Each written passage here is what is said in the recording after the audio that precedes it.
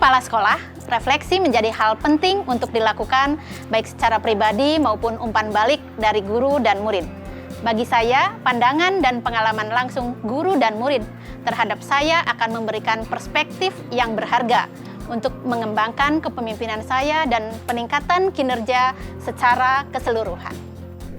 Namun, dalam pelaksanaannya, keterbatasan waktu menjadi salah satu hambatan.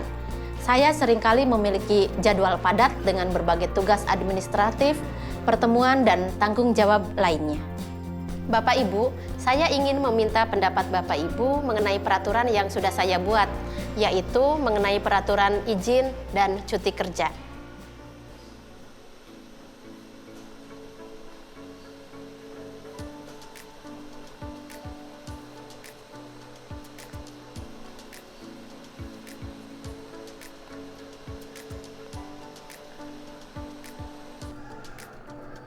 Selamat pagi anak-anak.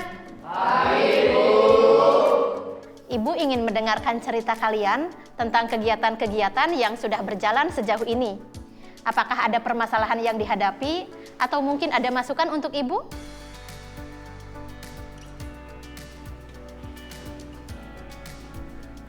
Silahkan kalau ada yang mau memberikan masukan.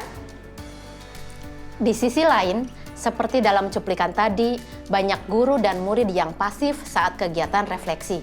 Guru atau murid yang bersuara hanya itu-itu saja, sehingga hasil refleksi kurang menyeluruh dan maksimal.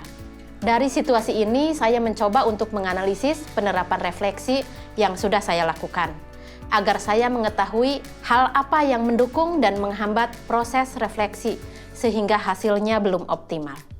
Saya mulai dengan berinisiatif untuk menganalisis dukungan dan hambatan proses refleksi dengan melibatkan guru dan murid secara mandiri.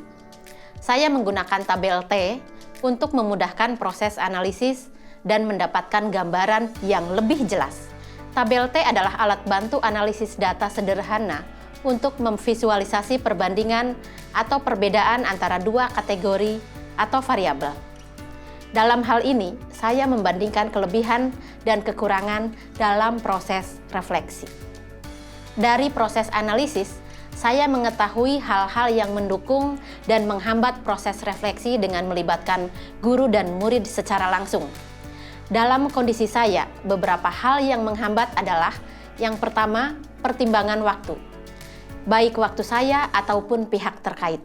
Kegiatan sekolah adalah prioritas kami, jadi seringkali proses pengembangan kepribadian dengan refleksi menjadi prioritas kesekian dalam agenda harian saya. Yang kedua, pertimbangan metode saat melakukan refleksi secara langsung dengan guru atau murid. Mereka cenderung pasif dan saya kurang mendapat umpan yang berarti untuk saya jadikan bahan refleksi.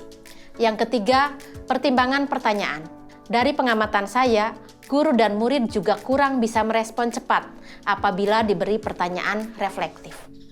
Dari analisis ini, saya menyadari adanya kebutuhan untuk menggunakan pendekatan atau metode reflektif yang berbeda. Saya kemudian berdiskusi dengan guru-guru tentang pendekatan atau metode seperti apa yang bisa memudahkan dan memberi keleluasaan dalam memberikan umpan balik. Sebagian besar lebih nyaman jika tidak harus memberi umpan balik langsung, diberi waktu berpikir, dan bisa lebih fleksibel secara waktu untuk memberikan umpan balik. Kemudian, dari hasil analisis tabel T dan masukan para guru, saya menyadari beberapa hal penting. Ternyata, metode yang kita gunakan selama ini memang perlu disesuaikan. Waktu dan cara kita mengumpulkan refleksi sangat mempengaruhi kualitas umpan balik yang kita dapatkan. Ini membuka mata saya tentang kebutuhan akan pendekatan yang berbeda. Berdasarkan analisis yang saya lakukan, ada beberapa pilihan metode yang bisa saya pertimbangkan untuk membuat proses refleksi efektif. Pertama, menggunakan formulir online yang memungkinkan fleksibilitas waktu. Namun juga ada metode lain seperti jurnal reflektif yang bisa dibawa oleh para guru setiap ada sesi konsultasi dengan saya.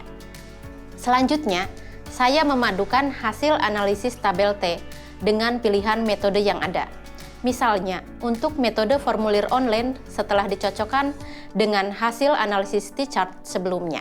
Metode formulir online memiliki beberapa keunggulan seperti cukup fleksibel karena dapat diisi kapan saja, kesempatan yang sama bagi semua, memfasilitasi kejujuran tanpa interaksi langsung, memungkinkan pembuatan pertanyaan yang beragam, dan memudahkan penyesuaian respon.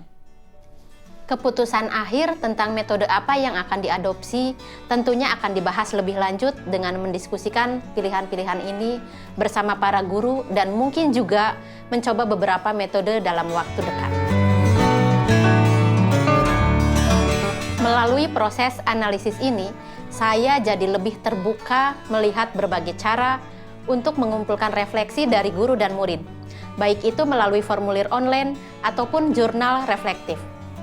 Setiap metode berpotensi untuk meningkatkan kualitas komunikasi dan refleksi di sekolah kita. Proses analisis menjadi pintu gerbang untuk memastikan proses refleksi berlangsung efektif dan berdampak positif bagi keterlibatan semua pihak di sekolah.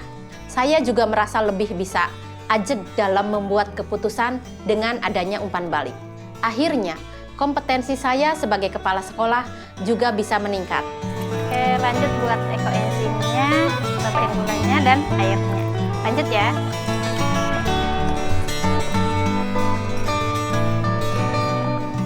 Jadi Bapak Ibu, penganalisis proses refleksi yang selama ini telah dilakukan sama pentingnya dengan menerapkan refleksi untuk meningkatkan kepemimpinan. Agar proses refleksi bisa mengalami perbaikan dan berdampak signifikan pada kualitas diri kita sebagai kepala sekolah.